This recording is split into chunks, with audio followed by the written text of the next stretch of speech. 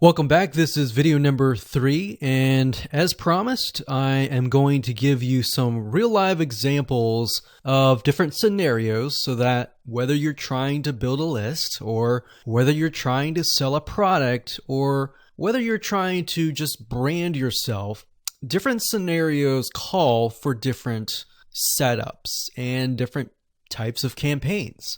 So we talked about the blog post earlier, and that's fairly simple.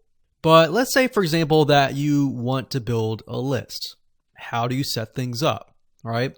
What if they don't opt into the list? How are you going to retarget them to get them to sign up for the list?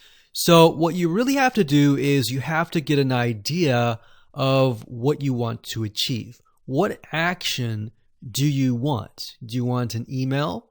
Do you want a sale? Do you just want to brand yourself and expose people to your awesome content? And there are other different scenarios as well. How do you get somebody to fill out a form? So how about we cover those right now? So let's do opt-in list.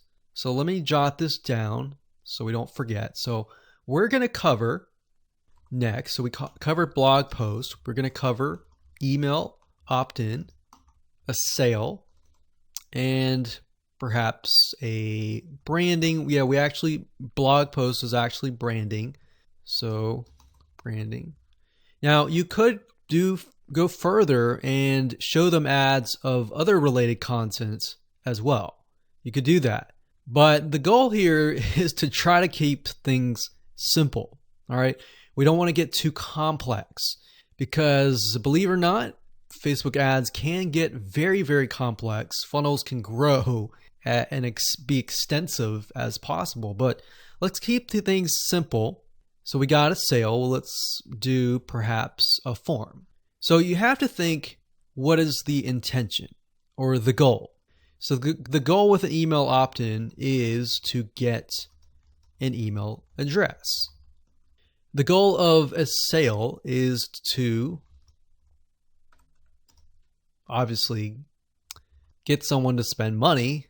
So getting somebody to pay. So get someone to buy. And then with the form, you want somebody to fill out the form. Now you also have to think, okay, what happens when somebody completes the email? What then happens? How do you convert? And how do you track that conversion so you don't show a Facebook ad to somebody who has bought, right? So it's kind of an if, then, else. If this happens, then this happens. If this doesn't happen, then this happens, right? So let me explain. Let's do an email opt-in. All right, somebody comes to a landing page. So we'll call this the email capture page. And then, of course, there's going to be a Facebook pixel on this email captured page. Now, I'm going to remove these because it's going to get a little bit longer. And I'm going to delete this. I'm going to actually copy this back, but we're going to move this over here. So if they fill out the email, what is after that? All right. What is after that? So after that, depending on how things are set up, if you got it set up with double opt-in confirmation, which means they have to check their email address and click the link and all that, and it goes to that page, or they fill in the email and it immediately directs them to the next page. Whatever the page is, we'll say page 2. This could be where the freebie is located. And you're going to need to have another Facebook pixel on that page, right? So if you think about it, the Facebook pixel needs to be on this page. Now, the only reason why we would want to show a Facebook ad is if they came to the email capture page, but they did not give us their email, right? In other words, if they did not fulfill the action, then you need to show a Facebook ad. If they did fulfill the action, you don't need to show the Facebook ad, unless, of course, you're selling a product. But like I said, let's keep it simple. So from this point, they either give us the email and then they land on this page. And this Facebook pixel will need to, we'll call it a conversion, and it will need to let us know if it actually converted. Now, if they did not, so we'll put over here,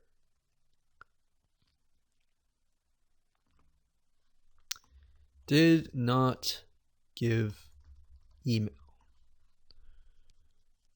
So this is if they gave us the email. If they did not give us the email, and that's why I put an arrow here. So these are scenario 1. So we could actually name this. Let's name this scenario 1.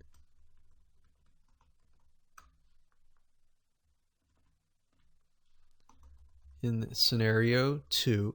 And obviously scenario 2 doesn't have a page or anything. It's just merely they exited this specific page. If that's the case, we want to retarget them, right? So we are going to say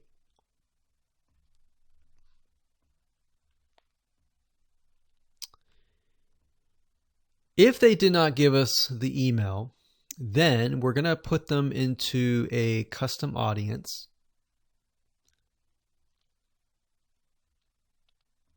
So in certain respects, what this is going to do is if somebody visited this page, but they did not visit this page, then we put them in a custom audience.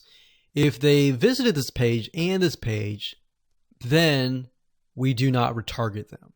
Now, it's going to be a little bit more easier to understand when I visually show it to you. But I just want to give you a bird's eye view here. So at this point, they did not give us the email, so therefore we add them to custom audience, and then we show them a Facebook ad. Now, we could add those who signed up into another custom audience as well. So let's say we want to build a list, and then we want to retarget them with a lot of great content or a product, for example, that we sell within the email. So different scenarios will require different setups. So that's one setup. That's an email setup.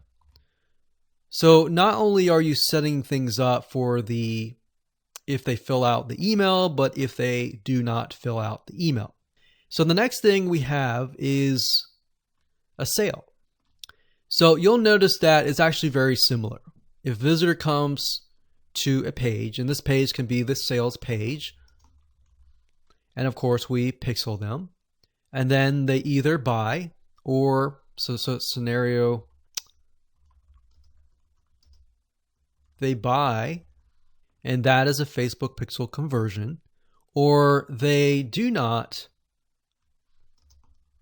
buy, and then we add them to a custom audience and we show them a Facebook ad for the goal of trying to get them to buy. Maybe they're not ready to buy, right? So you could show a Facebook ad of free content that is related to the sales page. Because most likely if they visited the sales page, they're interested, they're just not sure, right? You could show them a Facebook ad to a coupon. So there are many different ways of doing this. So now you can kind of get an idea. It's very, very similar from the email to the sale. Any type of conversion is very, very similar. So now we have a form. So let's see here. We got sales page here. And let's do a form. So they come to the form, and our goal is to get them to fill out the form. So we got a Facebook pixel here as well. Of course, scenario 1, they fill out form, and then we have a Facebook pixel, and we're able to track that they did fill out the form.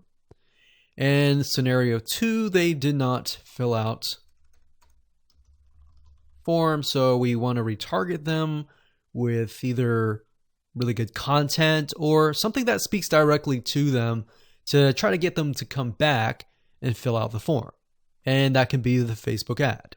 So as you can see, anytime you have a action, it actually becomes very, very similar in the setup.